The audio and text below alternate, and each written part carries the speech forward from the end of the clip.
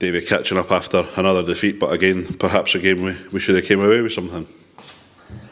You probably, on reflection, I think it's easy to paint that picture, isn't it? Like you can come away from it and try and sugarcoat it slightly. So, how I approached it on Saturday and the Monday was, I don't think you can give the goals away that we've gave away in the last 2 games and expect to win games of football. So, did we create enough chances to get a wee bit more for the game? Probably. The penalty goes in, it's a different game.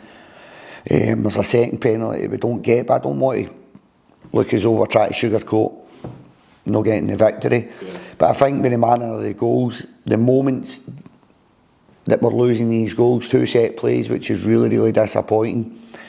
I think if you're losing 2 set plays, I think it's going to make the game really, really difficult. And the games become difficult, teams then start sitting in a really low block, try to hit you in the counter, we try to commit more bodies, and the transition in the counter, you become a wee bit more vulnerable in the transition because you're chasing the game. Raith Rovers, I think we were 2-0 down 30 minutes, 2-0 down at Hampden 55 minutes, something along the line. So you could probably say in moments in the game we're doing okay, but the big moments in the games is the goals we're conceding, and that was a bit we've got to rectify very, very quickly, because I know if we can do that, we're going to win the games of football. Touching on that, David, is there maybe a little bit of, for an example, Partick at home, the team came out the traps, it was good to watch, is that maybe a... Nah, you're going to like kind of dissect everything, aren't you? But it's important, I think, you look at each game on an individual basis. Do I believe the players turn up with a different mentality? No, I don't. And if they did, it would be our job to make sure that never happened. Do we turn up with a different mentality? No. But what I will say is, it's 2 games away from home. I think there's a bit of people expecting Livingston just to win these games of football. I think that's been a wee bit disrespectful to the opposition. So it's 2 games away from home. The Queen's Park game there, first time round, was difficult. The Raith Rovers game, first time there, was difficult. So I think what changes is not the players' mentality. I think it's probably more to do with the opposition being at home. So the game's different. Does that make sense? So how they approach a game. Away for the football side of things, David, Liam Souls been missing for the lineup. Is there any update on Liam? Liam's coming back, kind of a bit tight in his quad, outside his quad. Again, going into Saturday's game, you went into Saturday's game, Smithy was carrying a wee bit of a knock, Tetty was out, Liam was out, so you were going into the game 3 wingers down. Hence why Chris played up one, but actually Chris has played a lot more games of football at left wing than what he's played at left back, believe it or not. Chris came into us as a left winger, and I thought he actually equipped himself very well, but that was kind of a forced tweak to the formation, because we're still trying to return Chris to first team levels as safely as possible, because historically he comes back, gets in, goes out, so we're trying to miss that. But we were two wingers down going into the game on Saturday. Smithy was carrying a wee bit of a knock, which eventually at half time, that's why Smithy came off due to his injury. So right now as we sit, we're sitting with 3 wingers missing from the match day squad, but I thought Chris done really well in the game. I thought it was one of his better games for us this season, and I thought Boobsy came on, and Robbie Muirhead, fans will know who Boobsy is. Robbie Muirhead came on and done really well in the game also. Sam Cubbert has been recalled for loan for Darvel. Does Sam come back into the squad, or has he got other plans? No, I think we made that decision. So Sam, the boys are out on loan. It's kind of a sporadic training regime they've got. They train with us as much as possible. That's very, very hard at that point when they're going a Tuesday night and a Thursday night and playing a Saturday with their loan club. So albeit they're in with the first team, it's very sporadic. So if we felt Sam had done quite well when he's been back with us, but he's been really, really good in the reserve games against some tough opposition. Hamilton away, just as an example. A lot of first team players playing for both teams. And Sam is a bit of a standout for us. I thought he'd done really well in the game.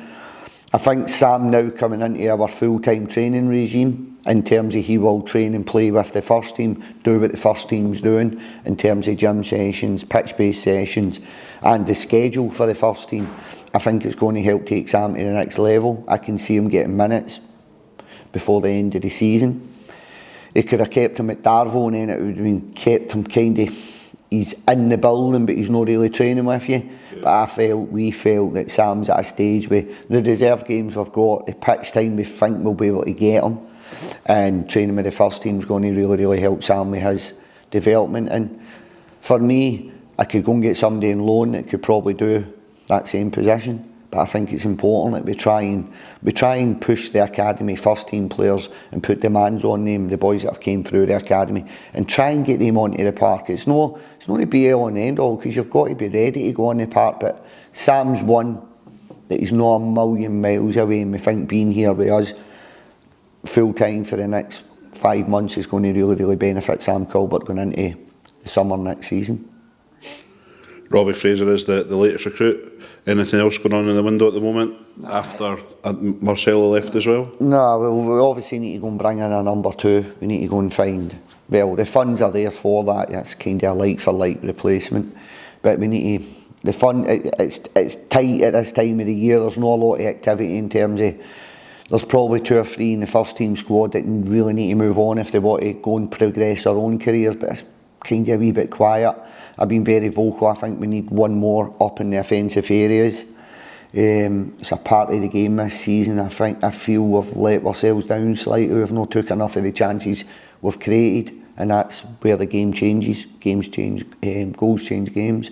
So I would really like to try and add one more in up in terms of the offensive area. But for that to happen, I think we need 1 or 2 to move on to allow that to happen. And that's being honest. There's a lot of good strikers from the Scottish Premier League right at this point in time that are kind of coming across my desk, and I know I could get them in the building, but finances are going to dictate. We've got to be really careful here.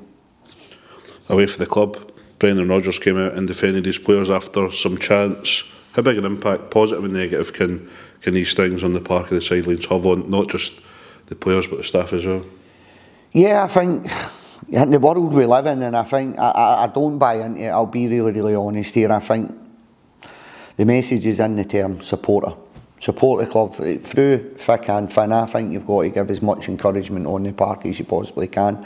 I just think now, football in general, I think it's the only sport you can turn up, abuse players, abuse staff, and it's termed alright because you pay your money. I don't agree with that. I don't buy into it. We're all meant to live in an inclusive, diverse society, but it's all, and we talk about mental health, but it's okay to turn up and shout abuse at players on a Saturday and shout abuse at members of staff on a Saturday. So I don't buy into it. I'll be really honest here. I wouldn't get out of my bed in the morning to come and support my local football club to shout abuse at players and shout abuse at members of staff, for talking sake. So I don't buy into that narrative. I pay my money and I'll shout what I want.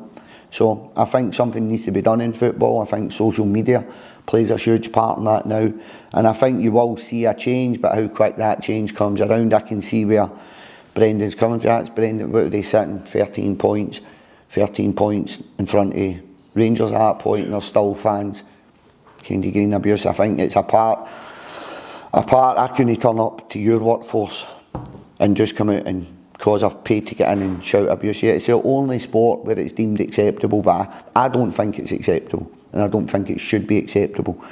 And we're trying to encourage families along to games of football, and there's certain elements, and not just Livingston, this is football in general. Fans coming along to football, bring your family, and some of the behaviour for certain areas of fans at all clubs. I'm not saying this isn't directly at Livingston. At all clubs, I think leaves a lot to be desired, and I think there's got to be more done about that.